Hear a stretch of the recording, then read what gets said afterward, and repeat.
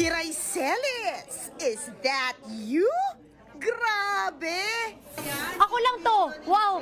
Level up na talagang komedyanteng si Kiray Celis na hindi lang sumeksi. Kumita pa raw ng 8 million pesos in less than 6 months. Ang not so secret, live selling 3 hours a day. Iiwan na nga ba niya ang pag-arte? Magandang araw sa lahat. Welcome po ulit dito sa atin channel ang Biyahe Ikomida. Maraming salamat sa lahat ng nag-subscribe, indeed. Punta tayo sa ating topic, February 1, 2025, Kiray Celis, kumita ng mahigit 8 milyon sa loob lamang ng 6 na buwan mula sa pagla-live selling. Kumita si Kiray Celis ng mahigit 8 milyong piso sa loob lamang ng 6 na buwan mula sa live selling online. Ayon sa video mula sa Frontline Pilipinas ng TV5, umabot sa mahigit 8.3 milyong piso ang kabuuang kinita niya. Dahil dito ay nagkaroon ng mga haka-haka kung plano ba niyang umalis sa showbiz, pero nilinaw niya na hindi ito ang priority niya sa ngayon. Pag-guesting pa naman pero taping siguro po na parang mga serye, hindi po muna kasi i-make sure ko muna na okay yung flow ng business. I think to muna yung priority ko, she said in an interview. Si Kiray Celis ay isang artista at comedian na nagsimula bilang kapamilya child actress at kalaunan ay lumipat sa GMA Network. Naging sikat siya nang sumali siya sa ABS-CBN show na Tigawin Bulilit. Kasama si Kiray sa show na iyon hanggang sa makatapos siya ng 2009.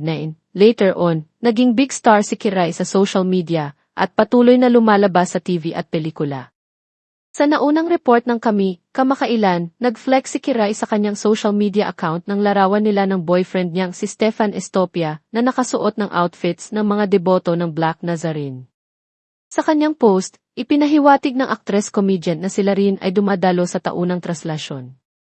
Ang tradisyon na sinusunod ng maraming Katoliko ay kinasasangkutan ng muling pagganap ng 1787, paglipat ng imahe ng itim na Nazareno mula sa Intramuros sa Quiapo Church. Nakita ng traslasyon ngayong taon ang mahigit 8 milyon mga Katoliko ang lumahok sa nasabing okasyon, kasama ang mga artistang tulad ni Kiray. Mga isang buwan na ang nakalilipas, nag-flex si Kiray sa Instagram ng mga bagay na nagawa niyang i-invest sa nakalipas na taon, 2024. Pinahiwatig niya na pinahahalagahan niya ng matalino ang pag-ipon at paggastos ng kanyang pera para makamit niya ang kanyang mga mithiin. Naglalaan din siya ng ilang pondo at oras para gantimpalaan ang kanyang sarili sa pamamagitan ng paglalakbay sa ibang bansa. Matatandaang nagdiriwang ng kanilang ika-5 anibersaryo sina Kiray at Stefan noon. Magigesting-gesting pa naman, pero taping siguro po na parang mga serye, hindi po muna kasi make sure ko muna na okay yung flow ng business.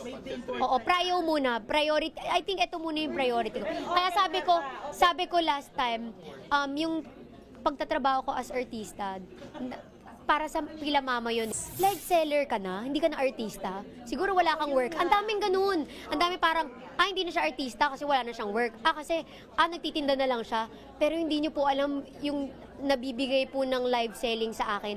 Marami po akong natutulungan na tao.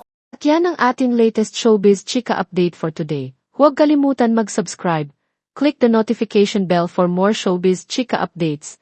Like and share the video at pakisuportahan po ang ating Facebook page. Maraming salamat sa lahat ng nag-subscribe, indeed. Magandang buhay sa lahat, paalam.